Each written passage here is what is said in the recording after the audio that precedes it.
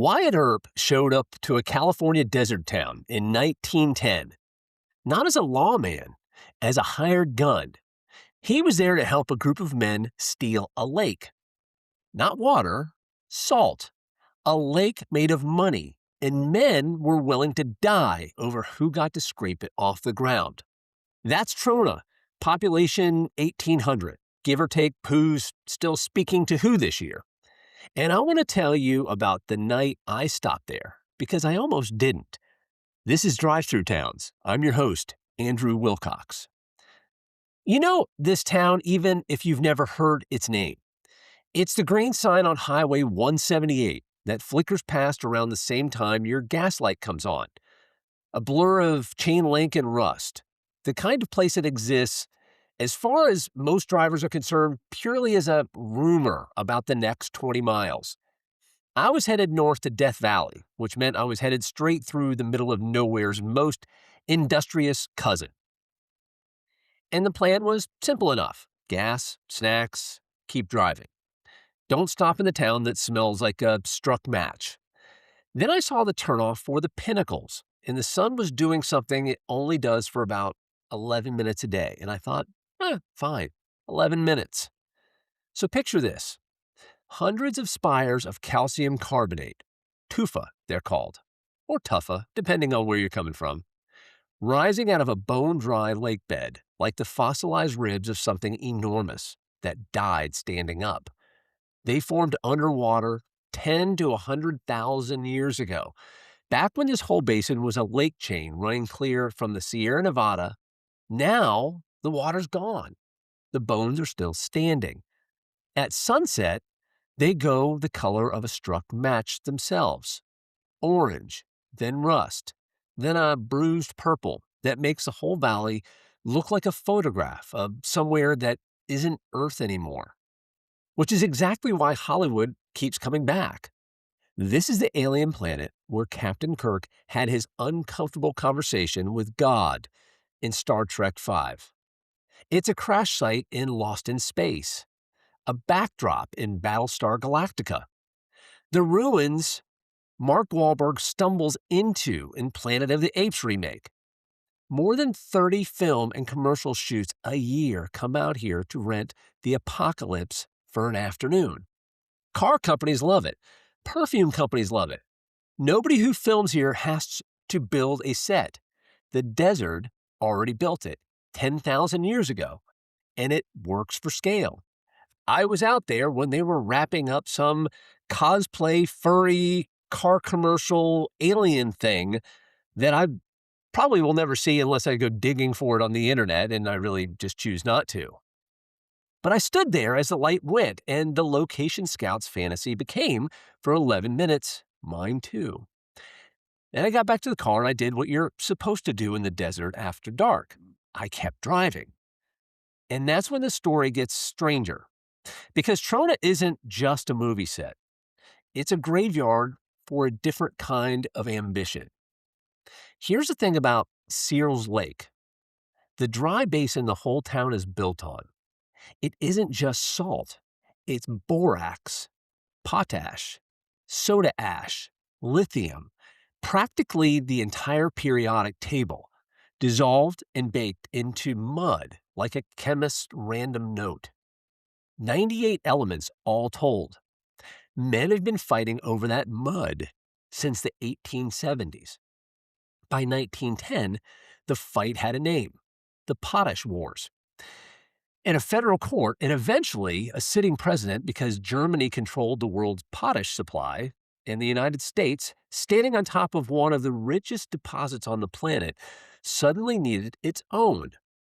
Into that mess walked Wyatt Earp, not the Marshal of Tombstone, a 62-year-old man for hire, leading armed men to jump a lake. The law, when it finally showed up on the other side.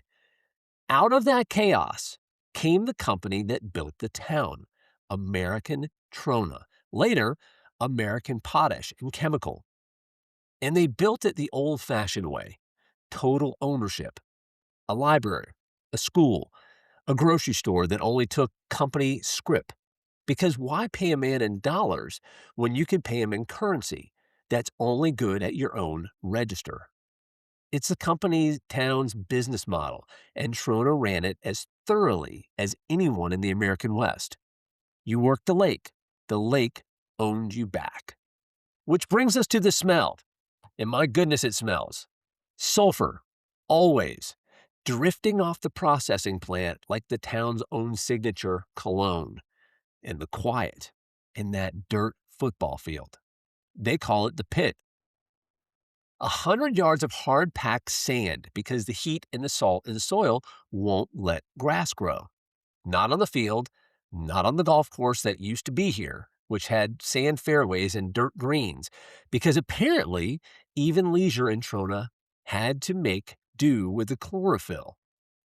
The Trona tornadoes play there under lights because daytime temperatures hit 120, and their skin comes off in the dirt scraped raw. And visiting coaches complain about it every single season. The kids call themselves Sandmen.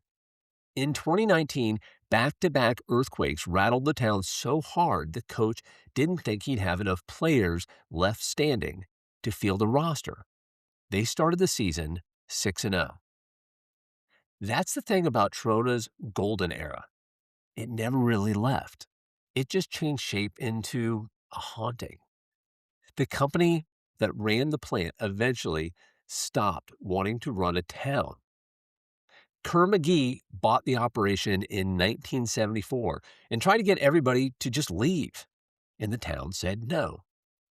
Enrollment cratered from 350 kids to 105. Jobs at the plant went from 1,700 to 700.